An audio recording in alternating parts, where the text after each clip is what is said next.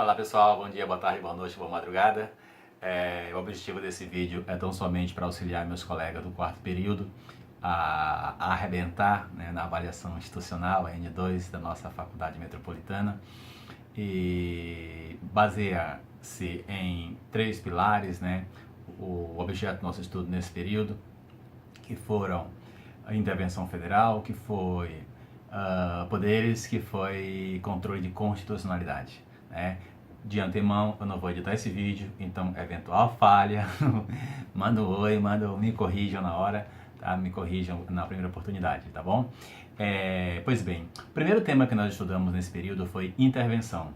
E a intervenção, primeira coisa que temos que saber é o conceito. Nós aprendemos que os entes federativos são dotados de autonomia, né, conforme o artigo 18 da nossa Constituição.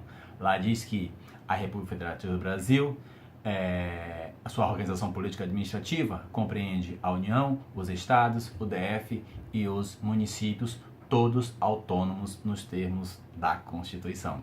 Pois bem, essa autonomia que foi objeto de estudo no período anterior, né, é que é suspensa durante uma intervenção, tanto federal quanto estadual.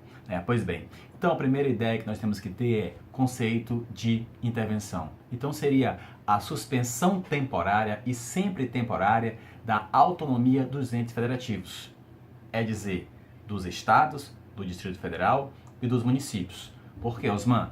Porque a União não sofre intervenção. Quando nós falamos em intervenção, nós temos que pensar sempre que ela vem do ente maior para o ente menor. Então, a União intervém nos estados e no Distrito Federal, e os municípios sofrem intervenção dos seus estados.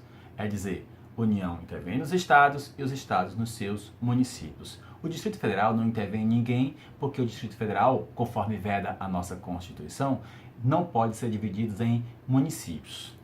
Pois bem, então pode a União intervir, e é isso que cai em provas, pode a União intervir diretamente em municípios? Depende. Em regra, não. Em regra, não. Porque a ideia de que não existe a intervenção per salto, ou seja, a União em regra não vai intervir em municípios. Porém, nós sabemos que atualmente não existem territórios, mas territórios podem vir a existir. Se eles vierem a existir, eles podem sim ser divididos em municípios. Se esses territórios que têm natureza de autarquia federal forem criados e divididos em municípios, esses municípios poderão sim sofrer intervenção diretamente da União. Ora, se a autarquia, a chamada território, pertence à União, nada mais comum do que a União poder intervir nesses municípios. Mas a regra é que não existe intervenção per salto, ou seja, a União não intervém diretamente em municípios, salvo naqueles localizados dentro de seus territórios. Pois bem, outra questão importante e relevante temos que saber mesmo é quem decreta a intervenção federal. Sempre, sempre, sempre, sempre, presidente da República. É o chefe do Poder Executivo Federal quem decreta a intervenção. É bom saber que, em regra, o presidente da República, quando decreta intervenção federal, ele ouve dois conselhos, chamado Conselho de Defesa e Conselho da República. Esses dois órgãos superiores de consulta do presidente da República emitem um parecer sempre que o presidente da República pretender promover uma intervenção, editar uma intervenção, sobretudo quando se trata da intervenção espontânea. Então, já pegando o gancho e dividindo as intervenções em espontânea ou provocada. A intervenção espontânea é aquela intervenção de ofício, é aquela que o presidente da República não precisa de provocação. Ela se aplica aos artigos 34, inciso 1, 2, 3 e 5. Ou seja, esses incisos aqui citados são aqueles que autorizam a intervenção de ofício pelo presidente da República. Só para lembrar, são para reorganizar as finanças do Estado, que suspender o pagamento da dívida fundada por mais de 2 anos, que não entregar aos municípios no prazo a receita tributária, para repelir invasão estrangeira de um ente em outro, para pôr fim a grave comprometimento da ordem pública. A propósito, essa foi a razão que autorizou a intervenção federal no estado do Rio de Janeiro. Por sua vez, a intervenção provocada é aquela utilizada para garantir o livre exercício de qualquer dos poderes e depende sempre de solicitação de quem, Osman? Do poder executivo, do poder legislativo. Então, sempre que esses poderes estiverem sendo coagidos no exercício das suas funções institucionais, eles poderão pedir, eu falei pedir, solicitar, requerer ao presidente da República a intervenção. Se eu estou falando em pedido, o presidente acata se quiser. Se eu estou falando em discricionariedade, pedido, o presidente vai ouvir os dois órgãos de consulta superior, Conselho de Defesa e o Conselho da República. Perfeito? Pois bem, e nesse caso, que caso, Osman, de novo, solicitação de um dos poderes, executivo ou legislativo, o chefe do poder executivo ouve os dois conselhos e decide pela decretação ou não. Se ele decretar, se ele decidir pela decretação, independentemente da posição dos conselhos, se ele decidir pela decretação, ele deve, no prazo de 24 horas, ouvir o Congresso Nacional. Tá? É o chamado controle político do Congresso Nacional. Então, necessariamente, será ouvido.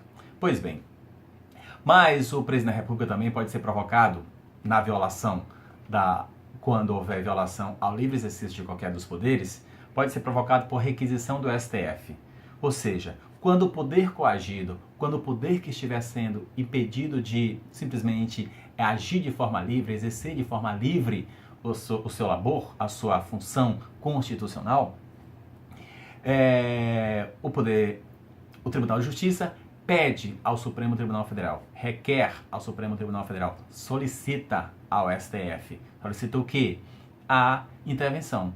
O que o STF faz? O STF, acolhendo o pedido do TJ, ele requisita ao presidente da República.